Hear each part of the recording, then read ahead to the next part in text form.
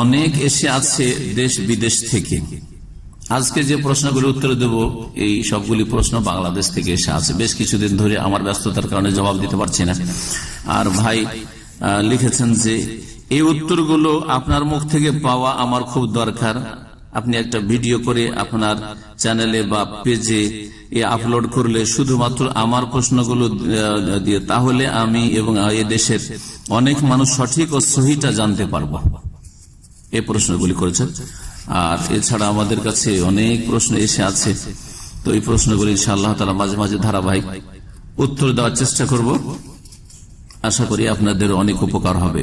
এছাড়াও যদি কারো প্রশ্ন থাকে, এক ভাই এসেছিলেন প্রশ্ন করার জন্য আমার অফিসে, যদি থাকেন তো আপনার প্রশ্নগুলি আপনি রেডি করেন, প্রশ্ন লিখিত দিয়ে দিলে ভালো, লিখে দিয়ে দেন তাহলে সবচেয়ে ভালো। প্রশ্ন অনেকগুলি রয়েছে, আমার কাছে প্রায় 20টা প্রশ্ন আছে, দেখি কতটা জবাব দেওয়া যায় সংক্ষেপ করে। বলছেন আমাদের এই ভাইয়ের নাম হচ্ছে হাবিব ওসিম। বলছেন আমি কিছু সঠিক জিনিস জানার জন্য আপনাকে বিরক্ত করলাম। আমার নাম হাবিব ওসিম, বাংলাদেশ থেকে। 1 নম্বর প্রশ্ন, নবীজির পিতামাতা কি জান্নাতি না জাহান্নামী? নবীর পিতামাতা কি মুসলিম ছিলেন? তারা কি কবর থেকে উঠে ইসলাম গ্রহণ করেছিলেন এবং পরে আবার মারা গেছেন? অনেক বক্তা, বড় বড় আলেম তারা বলে নবীজি জানতেন না তার বাবা মা জান্নাতি। পরে এটা অনেক আলেমরা প্রমাণ করেছেন। নবী সাল্লাল্লাহু আলাইহি ওয়াসাল্লাম জানতেন না, পরে আলেমরা কি করেছেন? প্রমাণ করেছেন যে নবীর বাবা মা জান্নাতি, অথচ নবী সাল্লাল্লাহু আলাইহি ওয়াসাল্লাম জানতেন না। তাহলে দিন শরীয়ত আসলো কার মাধ্যমে? সঠিক দিন আমাদের কাছে এসেছে একমাত্র কার মাধ্যমে? রাসূলুল্লাহ সাল্লাল্লাহু আলাইহি ওয়াসাল্লামের মাধ্যমে। কার কাছ থেকে? আল্লাহর পক্ষ থেকে। নবী হচ্ছেন মুবাল্লিগ, ইয়া আইয়ুহান নাবিয়্যু বাল্লিগ মা উনজিলা ইলাইকা মির রাব্বিক। নবী সাল্লাল্লাহু আলাইহি ওয়াসাল্লামকে আল্লাহ পৌঁছাবার দায়িত্ব দিয়েছেন, আর আল্লাহ হচ্ছেন এই দিনের বিধিবিধান দাতা। তিনি যা নাজিল করেছেন জিবরিল মারফত নবী করিম সাল্লাল্লাহু আলাইহি ওয়াসাল্লামের কাছে, তাই না? নবী সাল্লাল্লাহু আলাইহি ওয়াসাল্লাম ছাড়া যদি অন্য কোন মাধ্যম দিয়ে আলেমরা জেনে নেয়, তাহলে বোঝা গেল সেই মাধ্যমটা শরীয়ত সম্মত না। সেটা একটাই মাধ্যম হইতে পারে, সেটা হচ্ছে শয়তানি মাধ্যম হইতে পারে। কারণ শরিয়া এসছে কার মাধ্যমে? আকীদা হোক, ইবাদত হোক, হালাল হোক, হারাম হোক, নবী সাল্লাল্লাহু আলাইহি ওয়াসাল্লাম ছাড়া অন্য কোন মাধ্যম দিয়ে নেওয়ার কোন উপায় নেই। স্বপ্ন যোগে পেয়েছি চলবে? হ্যাঁ, আমাদের মুরব্বীরা বলেছেন, বুজুর্গানরা বলেছেন চলবে? তাহলে তো শরীয়ত রচনার অধিকার আল্লাহ ছাড়া আরো বহু ব্যক্তিকে দিয়ে দিলেন আপনি। হ্যাঁ, এই রাস্তা নেই, একমাত্র ওমা আতাকুমুর রাসূলু ফাখুযুহু, রাসূল সাল্লাল্লাহু আলাইহি ওয়াসাল্লামের মাধ্যমে নিতে হবে আপনাকে। দলিল পেশ করতে হয়, কোরআনের আয়াত নয়, নবী সাল্লাল্লাহু আলাইহি ওয়াসাল্লামের হাদিস। এটি ছিল 4 ইমামের তরিকা, ইমাম আবু হানিফা, শাফি, মালিক, আহমদ রাহিমাহুল্লাহ, তাদের তরিকা। জি, এবং সমস্ত আইম্মা কেরামদের তরিকা, যুগে যুগে যারা কোরআন শোনার আলেম। তো বলছিলাম, এখন উত্তর বলি। আর তার সাথে সাথে বলছেন যে আরো কাছাকাছি আরো প্রশ্ন করেছে, উত্তর দিয়ে একটা করে বলছেন, নবীজির পিতামাতা কি জান্নাতি না জাহান্নামী? নবী সাল্লাল্লাহু আলাইহি ওয়াসাল্লামের পিতামাতা জান্নাতি না জাহান্নামী, এটা যদি নাও জানি আমরা, কোনো ক্ষতি হবে না। নাও জানি তাও কোনো ক্ষতি হবে না। প্রথম মৌলিক বিষয়টা জানি, জানা কোনো আকীদার বিষয় না যে আমাকে জানতে হবে নবীর মা বাপ যাবে কোথায়। যেমন আপনার মা বাপ কোথায় যাবে এটাও জানার দরকার নেই। দরকার আছে নাকি যে আপনাকে জানতে হবে? তাহলে ইমান আপনার ঠিক হবে যে আপনার বাপ মা জান্নাতে যাবে জাহান্নামে যাবে? আপনি নিজের চরকায় তেল দেন, নিজেরটা খোঁজ করে যে আমি যাবো কোথায় যদি এখনই মারা যায়। তাহলে এটা হচ্ছে আপনার আমার করণীয়। আর যদি জেনেই ফেলেন তো এমন যে বিশাল কাজ করে দিলেন না, তবে একটা হাদিস জানলেন, আপনি একটা শরীয়তের হাদিস জানলেন, হাদিসে নবী করিম সাল্লাল্লাহু আলাইহি ওয়াসাল্লাম বলেছেন স্পষ্ট। নবীর পিতামাতা কি মুসলিম ছিলেন? যদি নবীর পিতামাতা মুসলিম থাকবে তাহলে জান্নাতে না জাহান্নামে? হ্যাঁ, এইসব প্রশ্ন কেন উঠবে, তাই না? তারপরে আপনাদের তো জানাই আছে যে নবী করিম সাল্লাল্লাহু আলাইহি ওয়াসাল্লামের জন্মের কতদিন পরে বাপ মারা গেছে? জন্মের আগেই মারা গেছে। মায়ের পেটে তখনই, চোখে দেখার কোনো সুযোগই হয়নি, তাই না? তো বাপ তো আগেই মারা গেল, ভূমিষ্ঠ হওয়ার আগে। তারপরে মা মাত্র 6 বছর বয়স। নবী সাল্লাল্লাহু আলাইহি ওয়াসাল্লাম নবী হলেন কখন? 40 বছর বয়সে। তো তারা মুসলিম কি করে হবে? ইসলামের ওহী আসলো 40 বছর বয়সে, তাহলে এরা মুসলিম কি করে হইল? বুঝা গেছে? তখন কি ইসলাম ছিল নাকি? না, ইসলাম ছিল না। মক্কার লোকের ধর্ম বা মদিনার লোকদের ধর্ম কি ছিল? মূর্তি পূজা করা। কোরাইশ বংশের ধর্মকর্ম কি ছিল? মূর্তি পূজা করা। কাবার চারিদিকে 360 মূর্তির পূজা করত। আব্দুল মুত্তালিব দাদা কাবার মোতাওয়াল্লি, তারা সবাই এর সমর্থক এবং সবাই মূর্তি পূজক। সুতরাং সেই ধর্মের উপরে, শিরকের ধর্মের উপরে পিতামাতা ছিলেন। তারা কি কবর থেকে উঠে ইসলাম গ্রহণ করেছিলেন? না, জাল কথা। যারা বলবে হ্যাঁ বেদাতি মোল্লাদের হুজুরদের বক্তব্য এটা, এই বক্তারা বলে যে নবী সাল্লাল্লাহু আলাইহি ওয়াসাল্লাম যখন নবী হলেন 40 বছর বয়সে, তখন কবর থেকে উঠানো হলো বাপ মাকে। আসলেন, আসার পরে কলমা পড়লেন বা কলমা পড়াইলেন নবী সাল্লাল্লাহু আলাইহি ওয়াসাল্লাম, তারপরে আবার কবরে ঢুকে গেলেন। জি হ্যাঁ, আর মাটি তো দরকার নেই, ওই আগের মাটিতেই চলেছে। জি হ্যাঁ, আউযুবিল্লাহ। এই গোমরাগুলোকে জিজ্ঞেস করবেন যে কোথায় পেলে এসব কথা। এগুলো হচ্ছে শয়তানের ওয়াহি, মিন ওয়াহি শায়তান। এগুলো হচ্ছে শয়তানের ওয়াহি। কারণ কোরআনে কারীমে সূরা আনআম বলেছেন, জি, ওয়া ইন্নাশ শায়াতিন লা ইউহুনা ইলা আউলিয়াইহিম লিউজাদিলুকুম। যদি কোরআন সুন্নাহর ওহীতে না থাকে তো জানতে হবে যে একমাত্র শয়তানের ওহী। আল্লাহ বলছেন যে শয়তানরা ওহী করে তার বন্ধু বান্ধবদের কাছে, মিত্রদের কাছে, যাতে করে তোমাদের সাথে তর্ক বিতর্ক আর ইখতিলাফ করে। দেখেন, তর্ক বিতর্ক আর এই যে ভ্রান্ত আকীদা পেশ করা কোত্থেকে আসলো? শয়তানের ওহী থেকে। শয়তান এসব কুমন্ত্রণা দিয়েছে এবং পরে আবার মারা যান। ভিত্তিহীন কথা, অনেক বড় বক্তারা বলে এইসব কথা। জি, তারপরে বলছেন নবী জানতেন না তার বাবা মা জান্নাতি। হ্যাঁ, পরে এটা অনেক আলেমরা প্রমাণ করেছে। বললাম একটু আগে, যদি নবী জানলেন না তো প্রমাণ করলো কি দিয়ে? তার নিশ্চয়ই কোরআন হাদিসে প্রমাণ করেনি। কি দিয়ে প্রমাণ করেছে? জি হ্যাঁ, আল্লাহ হিদায়াত করে দেবে। এর সাথে কাছাকাছি আবার জিজ্ঞেস করছেন নবীজির পিতা মাতা কি জান্নাতি না জাহান্নামী, এই প্রশ্নটা করাও নাকি জায়েজ নাই? কেউ যদি প্রশ্ন করে যে নবীর পিতা মাতা জান্নাতি না জাহান্নামী তো গুনাহগার হবে, এইটাও নাকি করা যাবে না। তাই যদি হইতো তো নবী করিম সাল্লাল্লাহু আলাইহি ওয়াসাল্লামকে এক সাহাবী এসে জিজ্ঞেস করলেন, ইয়া রাসূলুল্লাহ আইনা আবি, আমার বাবা কোথায়? সহিহ মুসলিমের হাদিস, সহিহ মুসলিমের 302 নম্বর হাদিস। আইনা আবি, আমার পিতা কোথায়? তখন নবী করিম সাল্লাল্লাহু আলাইহি ওয়াসাল্লাম বললেন যে ইন্না আবাকা ফিন্নার, তোমার বাবা তো কুফর অবস্থায় মারা গেছে, জাহান্নামে গেছে, ওই অবস্থায় মারা গেছে, ইসলাম কবুল করার আগে জাহান্নামে। তখন তাহার উপর শোকের ছায়া নেমে আসল, মনটা ভারী হয়ে গেল, বড়ই দুঃখিত। তখন তাকে সান্ত্বনা দেওয়ার জন্য চলে যাচ্ছে লোকটা দুঃখিত অবস্থায়। নবী সাল্লাল্লাহু আলাইহি ওয়াসাল্লাম ডাকলেন, দাআহু, ডাকলেন। আকার পরে বললেন যে শোনো, ইন্না আবি ওয়া আবাকা ফিন্নার, নিশ্চয়ই আমার পিতা আর তোমার পিতা উভয়ে জাহান্নামে, উভয়ে জাহান্নামে। এই প্রশ্নটা করা তাহলে জায়েজ না জায়েজ নয়?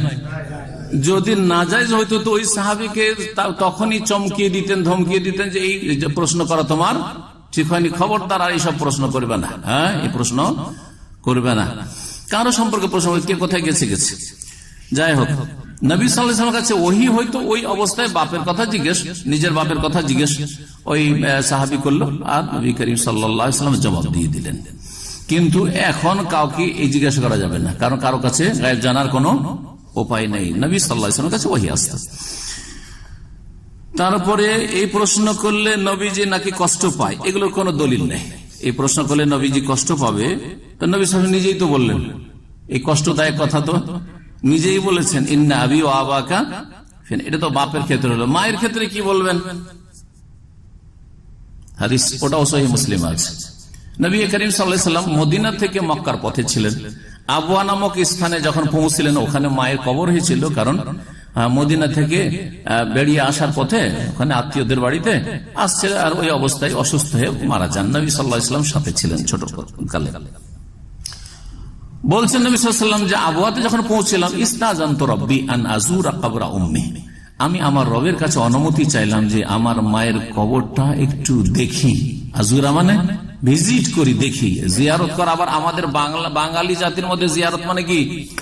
কবর জিয়ারতে গেছিলাম, মানে ওখানে গিয়ে দোয়া করলে কবর জিয়ারত হলো। আর যদি কবরস্থান থেকে ফিরে চলে আসে, ও কবর জিয়ারত করলো না কিছু, তাই না? তো এই যে আপনাদের ফ্যামিলি, অনেকের ফ্যামিলি জিয়ারাতে আসছে, মানে কি সৌদি আরবে, হ্যাঁ, দোয়া করার জন্য আসছেন। জিয়ারা মানে কি? আরবিতে জিয়ারা মানে কি হয়? হ্যাঁ, ভিজিট করা, সাক্ষাৎ করা। জিয়ারা বলা হয় সাক্ষাৎ করা বা ভিজিট করা। জি। তো নবী সাল্লাল্লাহু আলাইহি ওয়াসাল্লাম প্রথম দেখার অনুমতি চাইলেন, আন আজুরা কবরা উম্মি, আমার মায়ের কবরটা দেখবো, জিয়ারা কর, ভিজিট করবো। হাউজেন আলী অনুমতি দেওয়া, ঠিক আছে তোমার মার কবর দেখে আসুন। তাহলে বোঝা গেল যে অমুসলিমদের কবর যদি থাকে, কবর দেখতে যেতে পারে, আত্মীয়তার খাতিরে যদি অমুক জায়গায় আমার মায়ের কবর, বাপের কবর আছে বা কেউ কারো আছে। সফর করে নয়, সফর করে মুসলিমের কবরের জন্য সফর করা যায় না, কিন্তু রাস্তা দিয়ে যাচ্ছেন একটু দেখে নি, ঠিক আছে। সুম্মা ইস্তাযানতু রাব্বি আন আস্তাগফির লাহা, তারপরে আবার অনুমতি চাইলাম যে আমার মায়ের জন্য একটু ইস্তিগফার করি, মানে ক্ষমা প্রার্থনা করি, যে আল্লাহুম্মা আগফির লি উম্মি, আল্লাহ আমার মাকে ক্ষমা করে দাও। এই দোয়া করার জন্য কি চাইলাম? ইস্তাযানতু রাব্বি, রবের কাছে অনুমতি চাইলাম। ফালাম ইউযান লি, আমাকে পারমিশন দেওয়া হইল না। কেন দেওয়া হইল না? মুসলিমের জন্য দোয়া করা নিষিদ্ধ হইতো? মুসলিম থাকলে নিষিদ্ধ হইতো? কখনো নিষিদ্ধ হইতো না। তাহলে বোঝা গেল যে কুফরি অবস্থায় মারা গেছেন আমেনা, আর কুফরি অবস্থায় মারা গেলে আল্লাহ বলছেন ওমা হুম বিখারিজিনা মিনান নার। কোরআনে আছে না নেই? যারা কুফরি অবস্থায়, শিরকের অবস্থায় মারা যাবে, তারা জাহান্নামের আগুন থেকে কখনো বের হবে না। এটি হচ্ছে ইন্নাহু মান ইউশরিক বিল্লাহি ফাকাদ হারামাল্লাহু আলাইহি জান্নাহ, যারা আল্লাহর সাথে শিরক করে, কুফরি করে মারা যাবে, তাদের উপরে জান্নাতকে কি করেছে? আল্লাহ হারাম করেছেন, চিরতর হারাম করেছেন। তারপরে 3 নম্বর যে বিষয়টি, সেটা হচ্ছে সবার আগে কি নবীকে সৃষ্টি করা হয়েছে? না, সবার আগে নবী কারীম সাল্লাল্লাহু আলাইহি ওয়াসাল্লামকে সৃষ্টি করা হয়নি, এটি জাল কথা। নবীকে সৃষ্টি না করা হলে পৃথিবীর সৃষ্টি করা হইতো না, এটাও জাল কথা। লাউলা কালামা খালাকুল আফলাক, হে নবী তুমি না হইলে আসমান জমিন কিছু সৃষ্টি হতো না, এটি হচ্ছে জাল হাদিস, মিথ্যা হাদিস, মওযু। আর তারপরে আউয়ালা মা খালাকাল্লাহু নূরি, সর্বপ্রথম আমার নূর আল্লাহ সৃষ্টি করলেন, সর্বপ্রথম আমার নূর সৃষ্টি করলেন। এই যে হাদিস আমাদের সমাজে বিদাতি হুজুররা বয়ান করে, সম্মিলিত দুরুদ পাঠকারীরা, জিকিরকারীরা আর মাজারপন্থীরা, বিদাতিরা, এর কোন হাদিসের কিতাবে নেই। একমাত্র বেদাতি মিলাদ করা কিতাব ছাড়া, মৌলুদের কিতাব ছাড়া কোন হাদিসের কিতাবে নেই। আউয়ালা মা খালাকাল্লাহু নূরি। তারপরে এটা যে জাল, এটা একবারে স্পষ্ট, ওয়াকুল্লুল খালায়েক মিন নূরি, তার 3টা বাক্য আছে এই জাল হাদিসটাতে। কি আছে? 3টা সেন্টেন্স। একটা হচ্ছে আউয়ালা মা খালাকাল্লাহু নূরি, সর্বপ্রথম আল্লাহ আমার নূর পয়দা করলেন। ওয়াকুল্লুল খালায়েক মিন নূর, আর তারপরে সমস্ত সৃষ্টিকে আল্লাহ পয়দা করলেন আমার নূর দিয়ে। সমস্ত সৃষ্টি যখন নবীর নূর দিয়ে পয়দা হইল, আর নবী কিসের? নূরের। তাহলে সমস্ত সৃষ্টি নূরের হইল কি হইল না? শুধু মানুষ না আর মুসলিম না, সমস্ত সৃষ্টি কিসের পয়দা হয়ে গেল? নূরে। গাছ পালা, পাহাড় পর্বত সবকিছু কিসের? নূরের পয়দা। তাহলে নবী নূরের পয়দা কেন বলছেন? বলেন সবই নূরের পয়দা, তাই না? ও আনা মিন নূরিল্লাহ, আর আমি কিসের? তৃতীয় জুমলা, তৃতীয় সেন্টেন্স, আমি আল্লাহর নূরের। আমি কুফরি কথা, আমি আল্লাহর নূরের, আল্লাহর অংশ। কেউ যদি বলে আল্লাহর অংশ অন্য কোন সৃষ্টি, তাহলে এটা আল্লাহর সাথে বড় শিরক করা হলো, কুফরি হলো। নুরুল্লাহ বলা যেমন কুফরি, ওই রকমই কুফরি যেমন ইবনুল্লাহ, আল্লাহর পুত্র বলা কুফরি। খ্রিস্টানদের আল্লাহর পুত্র বলা ঈসা আলাইহিস সালামকে যেমন বড় কুফর, ঠিক তেমনি আল্লাহর নূর নবী, এটা বড় কুফর, শিরক। আর যদি বলেন যে না আল্লাহর নূর বলা ঠিক, তাহলে খ্রিস্টানদের আল্লাহর পুত্র বলাই অসুবিধা রেখে কি কথা?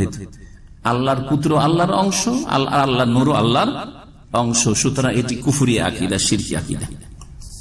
তারপরে 4 নম্বর প্রশ্ন, 70,000 বছর পর একটা পরপর 70,000 বছর পর পর একটা তারকা উদিত হয়, সেইটা জিবরাইল দেখতো, ওইটা নাকি নবী ছিলেন। 70,000 বছর পর পর একটা করে তারকা উদিত হয় আকাশে, আর সেই তারকাটা জিবরাইল বারবার করে দেখতেই থাকতেন। সেই তারকাটা কি? ওইটাই নবী সাল্লাল্লাহু আলাইহি ওয়াসাল্লাম সৃষ্টি হয়ে তারকা হয়েছে, তারকা ওখান থেকে নেমে এসেছে। জি, জাল কথা, মিথ্যা কথা, বানাওয়াট কথা। জি। তারপরে বলছেন যে এইটা নবীজি নিজে বলে গেছেন, এটা কতটুকু সত্য? একেবারে মিথ্যা কথা। নবী কারীম যদি বলে গিয়ে থাকেন তো ওই বেদাতি মোল্লাদেরকে বলেন যে কোন হাদিস আছে বলুন, কোন জয়ীফ হাদিস নেই। তারপরে 5 নম্বর প্রশ্ন হচ্ছে নবীর কবরকে রওজা বলা যাবে কি? নবীর কবরকে রওজা বলা একটি বিদআত। রওজা বলা হচ্ছে একটি বিদআত। অতি ভক্তি এগুলো করেছে, অতি ভক্তি এগুলো করেছে। কবরকে আমরা 3 ভাগে ভাগ করেছি। ভারত, বাংলাদেশ, পাকিস্তানের বেদাতীদের লক্ষণ হচ্ছে যে কবর 3 ভাগে বিভক্ত। আপনার বাপ মার কবরকে সারা জীবন কবর বলে বেয়াদবি করতে থাকবেন, ঠিক না? কিন্তু আপনার পীর সাহেবের কবরকে মাজার শরীফ, শুধু মাজারও বলবেন না, মাজার শরীফ। জি হ্যাঁ, শাহজালাল শরীফ, আটরশি শরীফ, আজমের শরীফ, বাগদাদ শরীফ, বলছেন না? বলছেন না?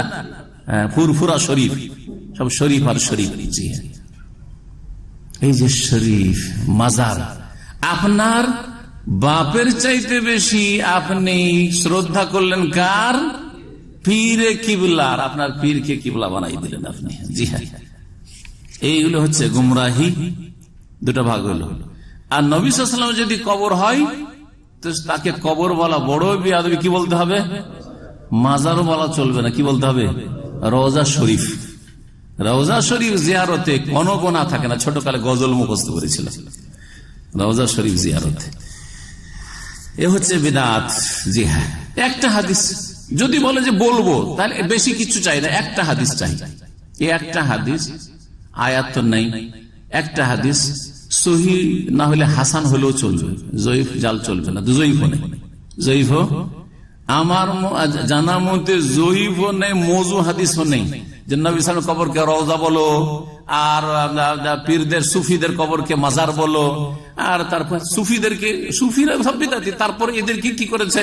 এদেরকে কি বলেছে? ওলি বানিয়েছে। তো বিদআতি তো আর ওলি হয় না। ওলি আল্লাহর ওলি হইতে হলে সুন্নতি হইতে হবে, সুন্নতের অনুসারী হইতে হবে।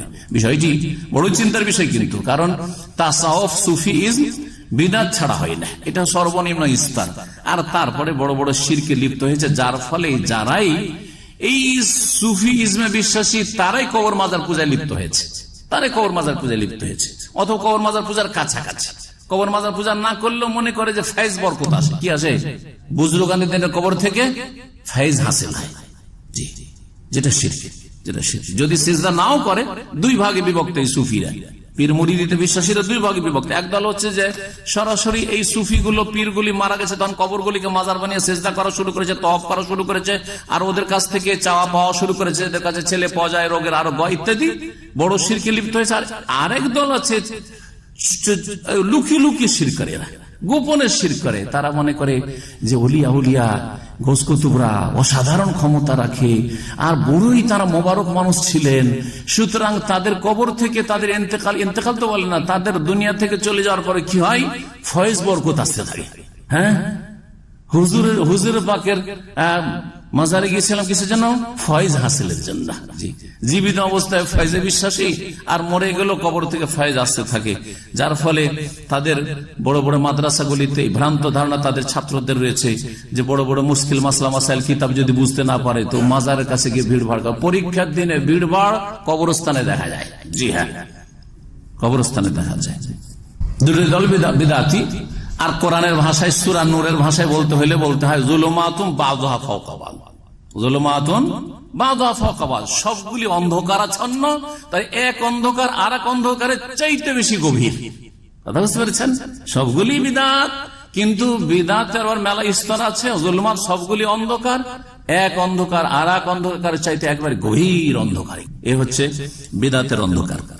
সুতরাং সব কবরকে কবর বলবেন। কি বলবেন? সব কবরকে কবর বলবে। নবী করিম সাল্লাল্লাহু আলাইহি সাল্লামের সাহাবায়ে কেরাম আর বিবিগণ চাইতে বেশি এহতেরামকে বুঝে নাকি, শ্রদ্ধা সম্মান বুঝে নাকি?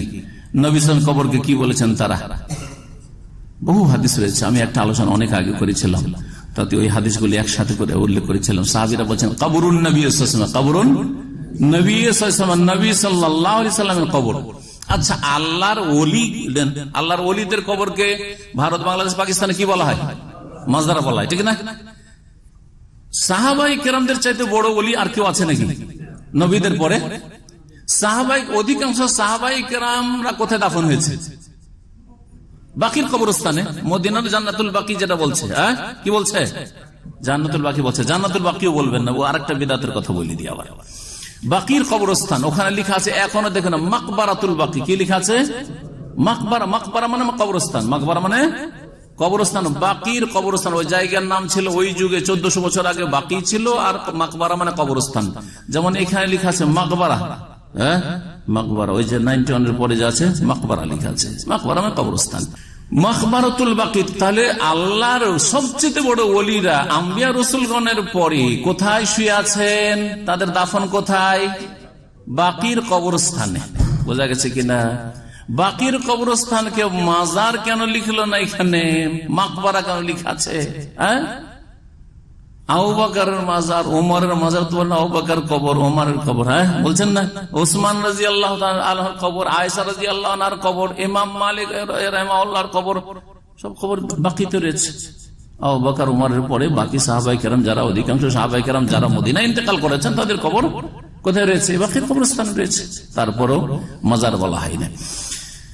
মক্কার মদিনার কবরস্থানকে জান্নাহ বলা, এটা একটা বিদআতি ভাষা। যেমন মাজার আর রওজা বলা আর কবরকে 3 ভাগ করা বেদাত, ভাষাগত বেদাত, তেমনি কবরস্থানকে কি বলা? মক্কার কবরস্থান হচ্ছে আল মুআল্লা, কিন্তু ওটা কি বলে? মাকবারাতুল মুআল্লাকে ইন্ডিয়া, বাংলাদেশ, পাকিস্তান লোকেরা বলে জান্নাতুল মুআল্লা। কি বলে? জান্নাতুল মুআল্লা। আর মদিনার কবরস্থানকে জান্নাতুল বাকি। কেন? এগুলি হচ্ছে অতিরঞ্জন।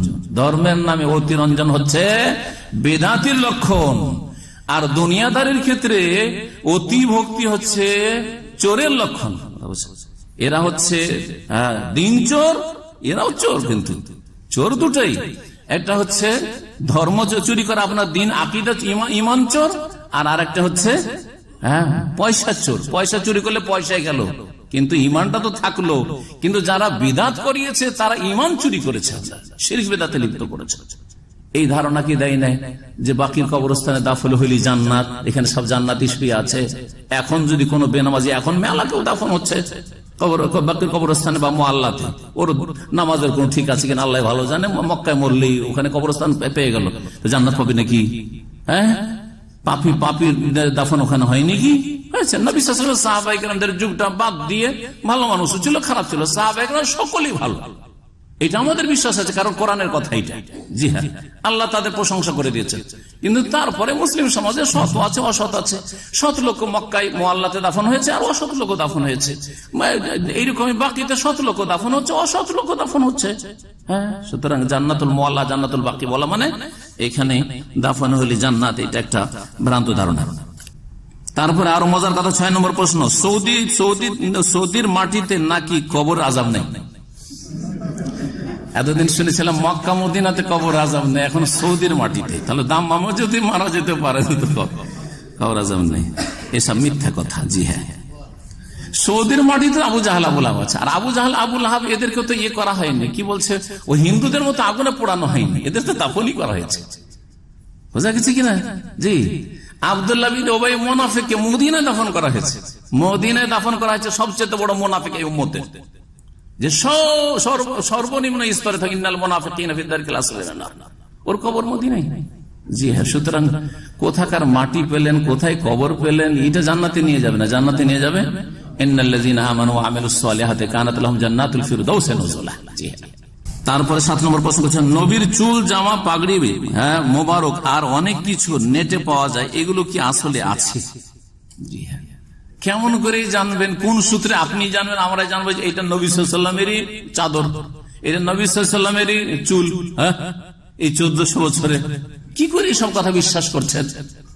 শরীয়ত থেকে বলা হয়েছে যে তোমাকে যে কোনো লোক বলুক এটা নবীর চুল, বা বিশ্বাস করে না, সত্যতা লাগে না। নবী সাল্লাল্লাহু আলাইহি ওয়াসাল্লামের হাদিস বললে, সনদ বলো, এতে জয়ীফ না সহি, ঠিক না বেঠিক, যাচাই করতে হবে। আর একটা লোক চুল বলে দিল, একটা লোক বলে দিল যে এটা হচ্ছে নবী সাল্লাল্লাহু আলাইহি ওয়াসাল্লামের পাগড়ি, এটা হচ্ছে নবী সাল্লাল্লাহু আলাইহি ওয়াসাল্লামের অমুক আর তমুক, আর বিশ্বাস করে নিলেন না। এই ক্ষেত্রে অনেক জালিয়াতি চলছে, এটা ধর্ম ব্যবসা, এটা একটা ধর্ম ব্যবসা। সুতরাং সাবধানে সব বিশ্বাস করে, আর এসব বিশ্বাস আপনাকে না এগিয়ে দেবে, আর বিশ্বাস না করলে না আপনাকে পিছিয়ে দেবে। অর্থাৎ যদি বিশ্বাস করে এটা নবীর চুল মোবারক, তাহলে জান্নাত পেয়ে যাবেন না, কিচ্ছু পাবেন না। চুল ধুয়ে ধুয়ে রাত দিন যদি পানি খান তবু জান্নাত পাবেন না। হ্যাঁ, তবে সাহাবাই কেরামরা নবী করিম সাল্লাল্লাহু আলাইহি ওয়াসাল্লাম পরিত্যক্ত বস্তু থেকে তাবারুক হাসিল করেছে, এটা ঠিক। কিন্তু তখন চোখের সামনে জানতেন যে অমুক সাহাবী অথবা অমুক সাহাবী মহিলা, তার কাছে নবী সাল্লাল্লাহু আলাইহি ওয়াসাল্লামের চুলগুলি আছে, নিশ্চিত তারা জানতেন। এখন আর জানার কোন সূত্র নেই, সুতরাং এসব বিশ্বাস করা যাবে না। এমনকি এই যে আওলাদ রাসূল বিশ্বাস করা, এটাও বিশ্বাস করা যাবে না। কিভাবে বিশ্বাস করবেন? আরবদের মতো ভারত বাংলাদেশের লোকেরা বংশ পরম্পরা সিলসিলা নাসাব কেউ মুখস্থ রাখেনি, এরা ধর্ম ব্যবসা করছে এই পীরেরা আওলাদের রাসূল বলে। সুতরাং এই সব ভ্রান্ত বিশ্বাসও করবেন না, কারণ নবীর বংশ হয়েও যদি আকীদা আমল খারাপ হয় জাহান্নামে যাবে। নবীর আপন চাচা আবু লাহাব, তার ক্ষেত্রে কোরআনে আয়াত আছে, অন্য কারো কোনো কাফের ক্ষেত্রে কোরআনে আয়াত নাই, নাম ধরে, ঠিক কিনা? তাব্বাত ইয়াদা আবি লাহাব, আপন চাচা।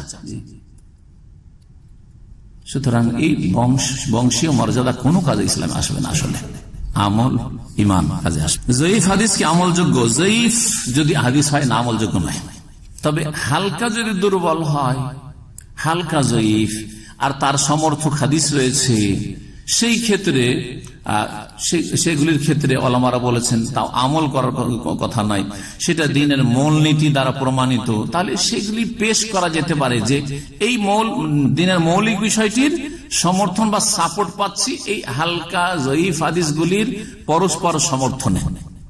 যেমন উদাহরণ দিয়ে বলি, এখানে যদি ধরেন 100 কেজির একটা বস্তা থাকে, ঠিক আছে,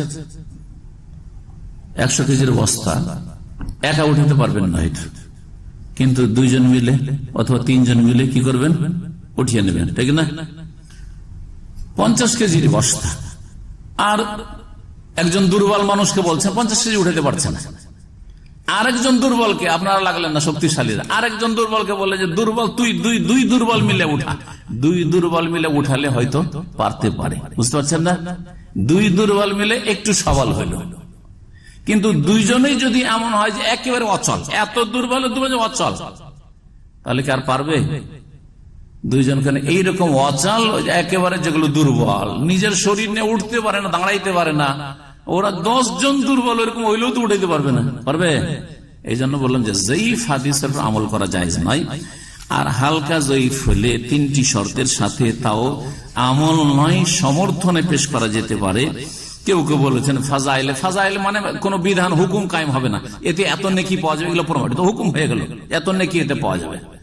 ওটা হচ্ছে কি সমর্থক হাদিস ধরেন, এই বিষয়ে আমি সাপোর্ট পাচ্ছি, এই বিষয়টা যেটা স্বীকৃত শরীয়তে। মূর্খের এবাদতের চাইতে 9 নম্বর প্রশ্ন, মূর্খের এবাদতের চাইতে আলেমের ঘুম উত্তম, এটা কতটুকু সহি? আপনাদেরকে কেমন লাগছে? অতি ভক্তিতে সহি লাগছে, তাই না?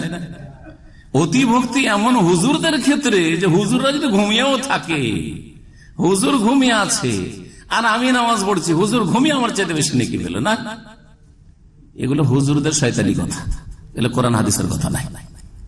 ওরা ঘুমিয়ে থাকতে চায়, আপনাদের পকেট থেকে চুরি করতে চায়, শুধু কিভাবে টাকা লুটছে এরকম করে দেখছি পীররা দিচ্ছে। আজকে দেখলাম আল্লাহর মুস্তাআন, এইভাবে শুধু মুরিদানরা পাগলের মতো। হাইরে বাঙালি জাতি এত আলেম ওলামাকে ভালোবাসে, কিন্তু এই আলেম ওলামা বিদআতীরা এদের শোষণ করেছে, চুষে নিয়েছে, যে এত ভালোবাসছিস তোদের সব লুটে নেব, সব লুটপাট লুটপাট এমন ভাবে নিচ্ছে যে আপনি ওইভাবে গাছের ফল তুলতে কোনো কাউকে দেখেননি। জি হ্যাঁ, গাছের ফলমূল ওইভাবে তুলতে দেখেননি বা ভাঙতে দেখেননি, যেভাবে টাকা ভেঙে নিয়ে যাচ্ছে আপনাদের কাছ থেকে। আউযুবিল্লাহ। আর দুটো দেখলাম, দুটি আবার হক্কানি পীর দেশে, দুটি আবার কি হক্কানি পীর, মানে এরা নারী টারি পছন্দ করে না, মানে হক্কানি, শিরক কুফরি সব আছে, কিন্তু নারী টারি পছন্দ করে না। হ্যাঁ, জিকির শোনায় আর কাদায় আর বড় বড় জাহাজে করে উঠিয়ে জান্নাতে নিয়ে যাবে, এই আশা দিয়ে টাকা নেই আপনাদের। জাল কথা। মূর্খ সারা রাত নামাজ পড়বে আর আলেম সাহেব হুজুরজি ঘুমাবে আর ও ঘুমিয়ে ঘুমিয়ে নাকি পেয়ে যাবে, এগুলো জাল কথা। আমরা যদি সব ব্যক্তি পূজা পছন্দ করতাম তো এইসব তারিফ সাপোর্ট করে দিলে তো আমরাও তো ভাগ পেতাম রে ভাই, ভাগ পেতাম না? আমাদের সম্পর্কে তো ওইরকম আপনারা ভক্তি করতেন, কিন্তু আমরা তো জাহান্নামে যাব না, ওদের মতো জাহান্নামে যেতে চাই না, খেয়ানত করে আপনাদেরকে ধোঁকা দিয়ে। জি। 10 নম্বর প্রশ্ন, নামাজ জান্নাতের চাবি কাঠি, এটা কতটুকু সহি? এই হাদিসটি তিরমিজিতে আছে, মুসনাদ আহমদে আছে, কিন্তু হাদিসটি জয়ীফ, দুর্বল। হাদিসটি হচ্ছে দুর্বল। as-সালাতু মিফতাহুল জান্নাহ বা মিফতাহুল জান্নাতে as-সালাতু, এইভাবে আছে, মিফতাহুল জান্নাতে as-সালাতু, সহিহ হাদিস নয়, সুতরাং এটা বর্ণনা করবেন না। বরং মিফতাহুস সালাতে আত-তুহুর, নামাজের চাবি হচ্ছে কি? ওযু বা গোসল না থাকলে, জি, এগুলো বলা হয়েছে। আর জান্নাতের চাবি আরেকটা হাদিস আছে সহিহ, সেটা হচ্ছে জান্নাতের চাবি হচ্ছে লা ইলাহা ইল্লাল্লাহ। জান্নাতের চাবি হচ্ছে লা ইলাহা ইল্লাল্লাহ। আর এই লা ইলাহা ইল্লাল্লাহর দাঁত লাগবে, শুধু লা ইলাহা দিয়ে জান্নাত যাওয়া যাবে না। যেমন চাবির দাঁত আছে, দাঁতগুলি যদি ঠিক তালার ভিতরে গিয়ে না ফিট হয়, খাপে খাপে না বেড়ে, তো কিন্তু তালা খুলবে না, ঠিক কিনা? ঠিক তেমনি এই চাবির দাঁত আছে, একটি দাঁত হচ্ছে গুরুত্বপূর্ণ দাঁত হচ্ছে 5 ওয়াক্ত নামাজ, আরেকটা হচ্ছে যাকাত, আরেকটা হচ্ছে রোজা সিয়াম, আরেকটা হচ্ছে হজ, আরেকটা হচ্ছে হিজাব পর্দা, আরেকটা হচ্ছে হালাল খাওয়া, আরেকটা হচ্ছে হারাম থেকে বেঁচে থাকা, ইত্যাদি ইত্যাদি, আরেকটা হচ্ছে আখলাক, চরিত্র ইত্যাদি। এগুলি হচ্ছে ওই চাবির দাঁত। লা ইলাহা ইল্লাল্লাহকে চাবি বলা যেতে পারে, কিন্তু সেই চাবি শুধু লা ইলাহা ইল্লাল্লাহ দিয়ে কাজ হবে না, তালা খুলবে না জান্নাতে যতক্ষণ পর্যন্ত ওতে ওই দাঁতগুলি ঠিক না থাকবে। সেগুলি হচ্ছে ইসলামের হুকুম হাকাম বিধিবিধান। 11 নম্বর প্রশ্ন হচ্ছে নামাজে হাত বুকে বাঁধতে হবে, এটা কি বাধ্যতামূলক নাকি নাভির নিচে বাঁধলেও নামাজ হবে? নামাজে বুকের ওপর হাত বাঁধবেন, এটি হচ্ছে সুন্নাত, বাধ্যতামূলক বলবো না, কিন্তু এটি হচ্ছে সুন্নাত। সুন্নত পালন করবেন না ছাড়বেন? সুন্নতের ক্ষেত্রে অনেকে বলে যে এটা না করলে কি হবে না, এরকম প্রশ্ন করে, তাদেরকে জিজ্ঞাসা করব। যেমন গত 2 দিন আগে আমেরিকা থেকে নিউ ইয়র্কে এক মসজিদের ইমাম ও বলেছে যে জালসা ইস্তেরাহাত, ওই যে 1 রাকাত পড়ে একটু বৈঠক, হালকা বৈঠক দিয়ে উঠা, আর কেউ কি করে সাথে সাথে সেজদা থেকে উঠে যায়, ঠিক কিনা? তো ওই যে হালকা বৈঠক দিয়ে উঠা, যেটা ইমাম শাফিঈ রাহমাতুল্লাহ আলাইহি মাযহাবে রয়েছে, তারপরে আহলে হাদিস ওলামারা করে, সহিহ বুখারীতে হাদিস আছে। সবচেয়ে বড় কথা, কার কি ফতোয়া আর কার মাযহাব এটা দেখার বিষয় না, সহিহ বুখারীতে আছে যে নবী সাল্লাল্লাহু আলাইহি ওয়াসাল্লাম এই জালসা ইস্তেরাহাত বৈঠকটা করতেন। তো ওই ইমাম সাহেব গিয়েছে বার্মিজ, মানে বার্মাইয়া, মক্কা থেকে গিয়েছে। তো বার্মার তো বুঝেন যে ওদের একটা মাযহাবী লাগাম লাগানো আছে, তো ওখানে গেলেও পুরোপুরি লাগাম মুক্ত হইতে পারেনি, হয়তো ওখানে গিয়ে বলেছে ও করে না। তখন ওখানকার লোকেরা, সহিহ আকীদার সহিহ আমলের লোক, বলছে যে আপনি এই জলসা ইস্তেরাহাত বৈঠকটা করেন না কেন? বলছে যে এটা না করলে অসুবিধা নেই, করা সুন্নাহ, কিন্তু না করলে অসুবিধা নেই, বা এই ধরনের কোনো কথা বলেছে। আমি বলছি যে এই না করলে অসুবিধা নেই, সুন্নত করলে অসুবিধাটা কি? যারা সুন্নতকে ত্যাগ করে তারা এইটা কেন বয়ান করে যে বুকের উপর হাত বাঁধা সুন্নত, তো না করলে অসুবিধা নেই, তো করলে অসুবিধাটা কি? বুঝছেন আমার যুক্তিটা? সুন্নতটা করলে ভালো না ছাড়লে ভালো? তো ভালোটা করলে অসুবিধাটা কি? মন্দটা কেন করতে চাইছে? কোন লাগামটা লাগানো আছে? মযহাবী গোঁড়ামির লাগাম লাগানো আছে? কথা বুঝছেন না আমার? এই প্রশ্ন কেন উঠে? এটা না করলে হবে না, ওইটা না করলে হবে না। আরে না করলে কি গুনাহ হবে? করলে কি হবে? করলে যখন সুন্নাত তখন নেকি বেশি আছে, তো বেশি নেকিটা বাদ দিয়ে আপনি কেন ওই রিস্কে যাবেন যেটাতে গুনার সম্ভাবনা রয়েছে? অথবা গুনাহ নাই হোক কিন্তু নেকি পেলেন না, কেন যাবেন? বুকের হাত বাঁধা হচ্ছে উত্তম সুন্নাত, এই মর্মে আমার একটা আলোচনা আছে। 4টি হাদিস আল্লামা আলবানী সহিহ বলেছেন। নাভির নিচে হাত বাঁধার হাদিস যঈফ, আর হাত ছেড়ে নামাজ পড়া ভিত্তিহীন মালিকি মাযহাবের। কিন্তু সুন্নাত কেউ যদি ছেড়ে দেয়, হাত ছেড়েও পড়ে, নামাজ হবে না বলবো, নাভির নিচে কেন, যদি হাত ছেড়েও কেউ নামাজ পড়ে তো নামাজ হবে না, এই কথা বলবো না, কিন্তু সেই সুন্নতের নেকি থেকে মাহরুম থাকলো। তারপরে সে 1-2বার হাত ছেড়ে দিল, সেটা আলাদা কথা, কিন্তু ও হাত সবসময় সারা জীবনটা নামাজ পড়লো কি করে? হাত ছেড়ে দে, তাহলে কি নবী সাল্লাল্লাহু আলাইহি ওয়াসাল্লাম নাফরমানি করলো না? সাল্লু কামা রাআইতুমুনি ওয়াসাল্লি, আমাকে যেইভাবে নামাজ পড়তে দেখলে সেইভাবে নামাজ পড়ো। নবী সাল্লাল্লাহু আলাইহি ওয়াসাল্লাম তো জীবনেও হাত ছেড়ে নামাজ পড়েন নাই। হ্যাঁ, তো কেন আপনি নবী সাল্লাল্লাহু আলাইহি ওয়াসাল্লামের আদর্শ থেকে আপনি মুখ টানার চেষ্টা করছেন যে এইটা করা কি বাধ্যতামূলক, এটা না করলে কি হবে না? এই প্রশ্ন একজন ভালো মুসলিম যে সুন্নত ভক্ত, নবী ভক্ত, সে কখনো করতে পারে না। 12 নম্বর প্রশ্ন, রাফিল ইয়াদাইন দেয়া কি বাধ্যতামূলক? হ্যাঁ, ওইটাও এরকম। রাফুল ইয়াদাইন সুন্নাত। রাফিল ইয়াদাইন হচ্ছে 2 হাত ওঠানো তাকবীরে তাহরিমার সময়, রুকুতে যাওয়ার সময়, রুকুতে ওঠার সময়, এবং প্রথম তাশাহুদ থেকে, 2 তাশাহুদ বিশিষ্ট নামাজে প্রথম তাশাহুদ থেকে উঠে, এই 4টি জায়গায় এ রাফুল ইয়াদাইন সুন্নাহ। যদি কেউ না করে নেকি কমবে, গুনাহ হবে না, ঠিক আছে, কিন্তু আপনি গুনাহ হবে না সেই জন্য করবেন না, আর নেকি থেকে বঞ্চিত হবেন, এটা কেমন আপনার ইসলামের দাবি? কেমন আপনার ইসলামের দাবি? নবী সাল্লাল্লাহু আলাইহি ওয়াসাল্লামের নামাজের মতো নামাজ পড়তে চান না। 13 নম্বর প্রশ্ন, আল্লাহর নামের আলাদা আলাদা ফজিলত নেটে পাওয়া যায়, এটা কি সঠিক? আল্লাহর নামের প্রত্যেকটির ফজিলত, এটা এই ফজিলত, এটা ওর ফজিলত, এগুলি সব জাল কথা, সব হচ্ছে জাল কথা, একটিও সহি নয়, একটিও সহি নয় আমার জানা মতে। যদি কেউ বলে সহি তো বলুক যে এটার ফজিলত রয়েছে, এটার ফজিলত রয়েছে। আস-সাত্তার, আরে আস-সাত্তার নামটি আমাদের দেশে খুব মশহুর। সাত্তার নাম কোন হাদিসে আল্লাহ প্রমাণ করুক? হ্যাঁ, বরং হাদিসে সিত্তির তো আছে, ইন্না রাব্বাকুম হাইয়্যুন কারীমুন সিত্তিরুন, এইভাবে আছে। এমন এমন নাম আমাদের সমাজে আছে যেই নামগুলি হাদিস দ্বারাও প্রমাণিত না, আর এক একটার ফজিলত বয়ান করছে। ঠিক আছে, গাফফার আছে, গাফুর আছে, কিন্তু গাফফারের এই ফজিলত, রাজ্জাকের এই ফজিলত, এতবার পড়লে রিজিকে বরকত হবে, এতবার পড়লে এই হবে, এগুলি সব জাল, এগুলি হচ্ছে মন গড়া বানানো বিদআত। আল্লাহর সবগুলি নামের ফজিলত রয়েছে, আল্লাহর সবগুলি নামের কি রয়েছে?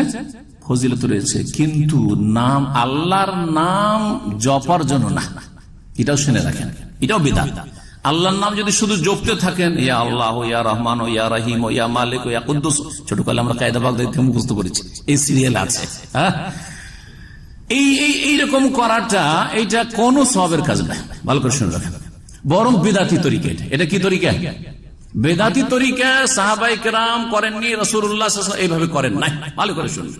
তারপর এটা আবু হানিফা, শাফি, মালিক, আহমদ করেছেন। কেউ প্রমাণ করুক যে আবু হানিফা রাহিমাহুল্লাহ তার মাযহাবে আল্লাহ, ইয়া রহমান, ইয়া রহিম, ইয়া কুদ্দুস এই করেছেন, প্রমাণ করুক। কি ভালো করে ঠান্ডা মেজাজে শোনেন আর মুখস্থ করেন, আর দলিল খুঁজেন। চোখ খুলতে বলছি, আমার কথা অন্ধভাবে মানা জরুরি নাই, কিন্তু আমার কথা আপনার অন্তরে যখন আঘাত করবে তখন হকটা আপনাকে তলাশ করতে হবে, না হলে জাহান্নামে যেতে হবে। সোজা কথা বলছি।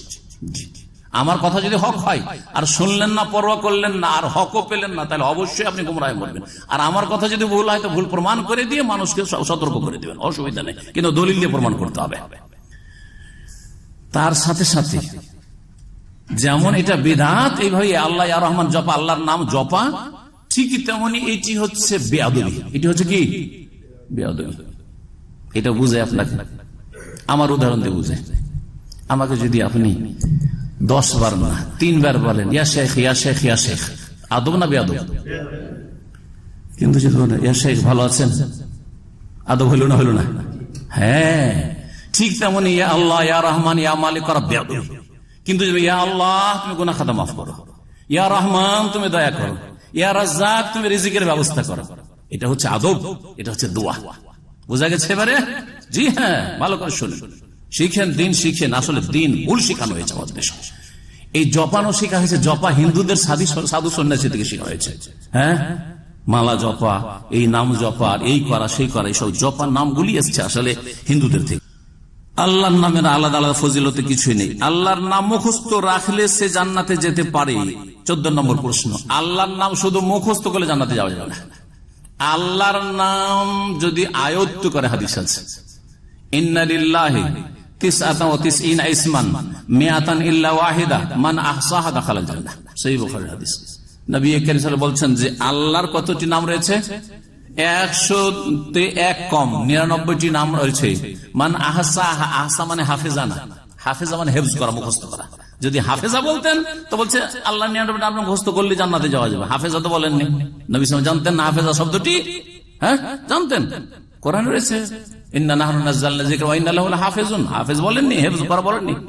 মান আহসা, আহসা মানে আয়ত্তে করা, যে নিজের আয়ত্তে রাখবে। এই আয়ত্ত রাখা কি? আয়ত্ত রাখা 1 নম্বর, নামগুলি জানেন যে এগুলো আল্লাহর নাম। সিরিয়ালি 99টা মুখস্থ করতে হবে জরুরি নয়, কিন্তু আপনার সামনে আসলে আপনি বুঝতে পারবেন এটা আল্লাহর নাম। কার নাম এটা? আল্লাহর নাম। জি, এহসাস, আয়ত্ত রাখা। এর অর্থ বুঝা, রহমান মানে কি, রাজ্জাক মানে কি, আর গাফফার মানে কি, বোঝা গেছে না? আর করিম মানে কি, মান্নান মানে কি জানা, অর্থ বুঝলেন। তারপরে সেগুলির মাধ্যমে দোয়া করা, সেগুলির মাধ্যমে কি করা? দোয়া করা। সেগুলির বাস্তবায়ন করা, সেগুলির কি করা? বাস্তবায়ন করা। 4টি কথা বললাম। আয়াত, এই নামগুলো কি কি করা? জানা যে এগুলি আল্লাহর নাম, এগুলো কি আল্লাহর নাম, এর অর্থ জানা। তারপর এগুলির প্রতি আমল করা, আর এগুলির মাধ্যমে দোয়া করা। এগুলির প্রতি আমল করাটা কেমন করা হবে? দোয়া করা তো বুঝলাম, হ্যাঁ, ইয়া আল্লাহ, যেমন আল্লাহুম্মা গফিরলি বলছি না, হ্যাঁ, হে গফফার তুমি মাফ করো, হে রাজ্জাক তুমি রিজিক দান করো, হে রহমান তুমি রহম করো, তাই না? ইয়া শাফি তুমি শেফা দান করো। ঠিক আছে, এটা হচ্ছে দোয়া করা। আমল করা, আমল করা, এই নামগুলির যে অর্থ রয়েছে সেই অর্থ অনুযায়ী আপনার জীবনটা গড়বেন। এটা হচ্ছে আমল করা, কাজে পরিণত করা। আল্লাহর নাম হচ্ছে বসির। আল্লাহর নাম কি? বসির মানে কি? সর্বদ্রষ্টা, যিনি সবকিছু দেখেন। আল্লাহ সবকিছু দেখছেন, সুতরাং আল্লাহর সামনে আমি কি করে গুনাহ করতে পারি? আল্লাহর সামনে শুয়ে আছি আর নামাজ পড়তে গেলাম না, কি করে হইতে পারে? এটা হচ্ছে এই বসির আমল করা। আল্লাহ যেন আমাকে খারাপ অবস্থায় না দেখে। ফজরের নামাজের সময় সূর্য উঠে গেল, আল্লাহ দেখলেন আমি শুয়ে থেকে গেলাম, এটা যেন না হয়। আলিম, আলিম মানে কি? যিনি সবকিছু জানেন। আল্লাহ সবকিছু জানছেন, সুতরাং বাথরুমে ঢুকিয়ে হস্তমৈথুন কি করে করতে পারে? আল্লাহ তো দেখে দিলেন। হ্যাঁ, জেনার কাছে কি করে গেলাম, কি করে চুরি করলাম, কি করে আমি বেঈমানি করলাম, কি করে আমি এখানে টাকা পয়সা নিয়ে কারো উধাও হয়ে গেলাম হক মেরে, আল্লাহ তো জেনে গেলেন, আল্লাহ তো দেখে নিলেন। জি, বোঝা গেছে কিনা? কাদির, কাদির মানে কি? সর্বশক্তিমান। আল্লাহর ক্ষমতার বাইরে আমরা যেতে পারবো? পারবো না। তাহলে আমি বা আপনি কেউ এখান থেকে টাকা পয়সা মেরে দেশে উধাও হয়ে চলে যাচ্ছেন, আপনি কাদিরের উপর আমল করলেন না। আমি ধরা খেলাম না এখানে প্রশাসনের কাছে, যার টাকা মেরে পালালাম সেও ধরতে পারলো না, কিন্তু কাদির সর্বশক্তিমান আল্লাহ রাব্বুল আলামিন, তার ক্ষমতার কুদরতের বাইরে আমি বাংলাদেশ কেন মাটির তলায় ঢুকে গেল, আল্লাহ বের করে নিয়ে আসবেন। আসবেন আসবেন না? যেখানেই থাকো না কেন আল্লাহ তোমাদের সকলকে হাজির করবে সেই দিনে। এগুলো হচ্ছে কি করা? আমল করা। এর মাধ্যমে জিন্দগি সুন্দর হবে। তাহলে এই চারটি কথা মনে রাখবেন। কে বলতে পারেন আল্লাহর নামগুলি সম্পর্কে যদি এই চারটি কাজ করেন তো জান্নাত পাওয়া যাবে? পাওয়া যাবে না? যাবে না? হ্যাঁ, জানা যে এগুলো আল্লাহর নাম, ওকে ফাল থাকা, মুখস্থ সিরিয়ালি থাকার না থাকা, হয়তো 99টা জুড়তে পারবে না, কিন্তু আপনার সামনে আসলে এটা আলিম আল্লাহর নাম, কাদির আল্লাহর নাম, জি, রাকিব আল্লাহর নাম, জানছেন, জি। অর্থ বুঝা, রাকিব মানে বুঝতে হবে, নাহলে কেমন করে আপনার উপর তাসির হবে। বাসির মানে বুঝেন না তো আপনি তো আল্লাহর সামনে পাপ করতে থাকবেন। হ্যাঁ, জি, আমল করা, এগুলো হচ্ছে আমল করা যেটা বললাম। তারপর দোয়া করা, ইয়া আলিম, হে সর্বজ্ঞ তুমি সবকিছু জানছো আল্লাহ, আমার কি অবস্থা, আমার বাড়িতে খাবার নাই, আমার চাকরি নেই, আলিম বলে আল্লাহর কাছে চাইছেন ইত্যাদি। শুধু মুখস্থ করলে জান্নাত পাওয়া যাবে, এটি জাল কথা, ভুল কথা। 15 নম্বর প্রশ্ন, সুন্নত নামাজ না পড়লে কি গুনাহ হবে? এইটাও ওইরকম প্রশ্ন। না পড়লে কি গুনাহ হবে? পড়লে কি হবে? পড়লে যখন সওয়াব হবে, তো না পড়ার কেন প্রশ্ন? পড়বেন আপনি। তবে যেই ব্যক্তি ফরজ আদায় করে, ওয়াজিবগুলো আদায় করে আর হারাম কাবিরা থেকে বাঁচে, সে 33 থেকে 40 মার্ক পেয়ে পাশ করে নেবে, এটা জেনে রাখেন। এখন স্কুল কলেজে যেমন ছাত্র ছিলেন তেমন আপনি আল্লাহর কাছে হইতে চান নাকি? এখন স্কুল কলেজে আমরা মাদ্রাসা পড়েছি, আমাদের সাথে মেলা রকমের ছাত্র থাকতো। কারণ একটা নম্বর কেটে গেলে সারাদিন ব্যথায় ব্যথিত থাকতো। একটা নম্বর 100-তে 1 কমে গেছে, বোঝা গেছে? এমনও ভালো ছাত্র ছিল। আবার কিছু ছাত্র যেদিন 33 পেয়ে গেছে, বলছে কাজ হয়ে গেছে, পাস করে নিয়েছে, কাজ হয়ে গেছে, আজকে পাস। জি হ্যাঁ, ঠিক না? ওর মাথার ব্যথা আমি 33 পাবো কিনা। তা আপনি কোন মার্কা মুসলমান আপনি চিন্তা করেন। যদি মনে করেন আমার 33 দরকার জান্নাত যাওয়ার জন্য, তো আশা করি আপনি ফরজ 17 রাকাত নামাজ পড়লে আর তারপর বাকি ফরজ, শুধু এই নামাজ দিয়ে জান্নাত নয়, বাকি ফরজ আখলাক আমলে, তার আগে আকীদা ঠিক থাকতে হবে, যাকাত ঠিক আছে, রোজা ঠিক আছে, হজ ঠিক আছে, আর তারপরে আপনার হারাম কাবিরা থেকে বেঁচে আছেন। সাগিরা গুনাহ অল্প স্বল্প থাকলেও নেকির মাধ্যমে গুনাহ, কিন্তু যদি সাগিরাই ডেইলি যদি 10টা 20টা 50টা হইতে থাকে, সেটা আবার কাবিরার আকার ধারণ করবে। এগুলো চিন্তার বিষয় রয়েছে। এক কথা, একজন মুমিন মানুষ কখনো নিজেকে রিস্কে রাখবে না যে আমি জাহান্নামের ঝুঁকিতে থাকি। এই জন্য আপনি গুনার কাজে যাবেন না, আর সুন্নত নামাজ যথাসাধ্য পালন করবেন। কখনো যদি কাজ বশত ছুটে যায়, ডিউটির কারণে ছেড়ে দেন, অসুবিধা নাই। এদিকে কফিল নারাজ, তাড়াতাড়ি দোকান খুল। আর আমাদের বাংলা ভাষাভাষীরা তো ফরজ আর সুন্নতকে সমান করে পড়ে। এর সাথে 17 যদি পড়েন তো কফিল তো 12 বাজিয়ে দিবেন দোকানে যাবেন, ঠিক কিনা? সবার দোকানপাটে কাস্টমার এসে সব কিনে নিয়ে চলে গেল, আর আপনি এখানে 17 রাকাত পড়তে আছেন। তো কফিলের টাইমে পড়বেন, আপনার নিজের টাইমে পড়েন। বুঝা গেছে? জি। 16 নম্বর প্রশ্ন, আল্লাহ তাআলা অনেক রহমান রহিম, সবাইকে তো মাফ করে দিবেন, সবাই জান্নাতে যাবে। তাহলে যারা বেশি বেশি আমল করলো তাদের কি লাভ হইল? লাভ বুঝতে পারেন না? অবশ্যই লাভ আছে। যারা বেশি বেশি আমল করলো বিনা আযাবে বিনা হিসাবে জান্নাত পেতে পারে। বিনা আযাব, দুটো কথা হাদিস আছে, বিনা আযাবে এমনকি বিনা হিসাবে। এক শ্রেণীর লোক আছে আযাবও হইল না আর হিসাবও হইল না, বিনা হিসাবে যাও, বিনা হিসাবে জান্নাতে যাও। 70,000 ক্ষেত্রে নবী সাল্লাল্লাহু আলাইহি ওয়াসাল্লাম বলেছেন।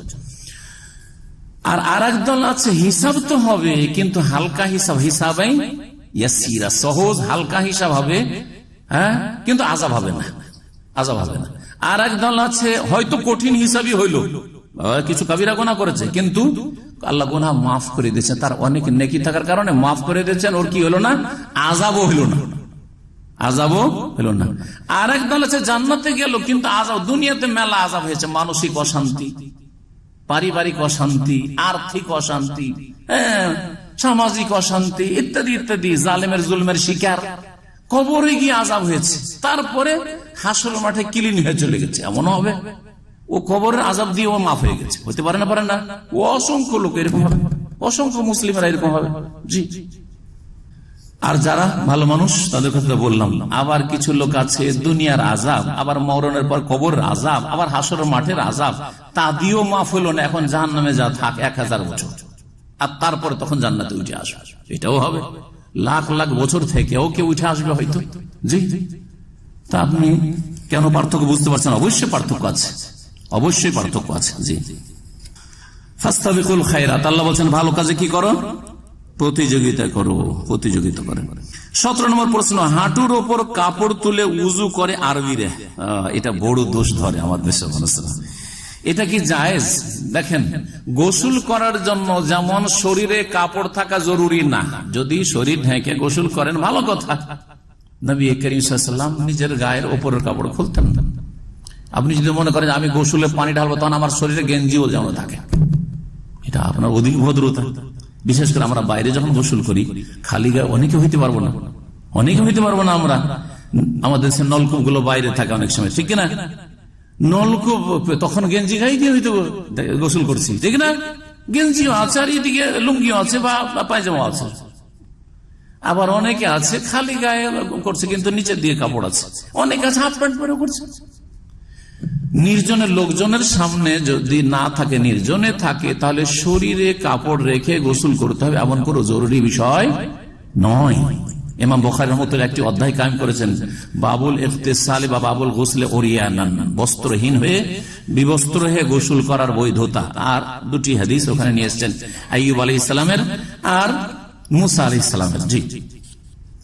উত্তম হচ্ছে শরীরে কাপড় রেখে, বিশেষ করে লজ্জা স্থানে নাভি থেকে নিয়ে হাঁটু পর্যন্ত কাপড় রেখে গোসল করা, যদিও নির্জন হোক না কেন। যেমন গোসলের জন্য শরীরে কাপড় থাকা শর্ত না, ঠিক তেমনি ছোট তাহারাত হচ্ছে উজু, বড় তাহারাত হচ্ছে গোসল, আর ছোট পবিত্রতা হচ্ছে উজু। উজুর ক্ষেত্রেও হাঁটু কেন, গোটা শরীরে যদি কাপড় না থাকে, যখন গোসল করছেন বিবস্ত্রে, তখন যদি ওই অবস্থাতে উল্লঙ্গ হয়ে উজু করেন তাও উজু হবে। ভালো করে শুনে।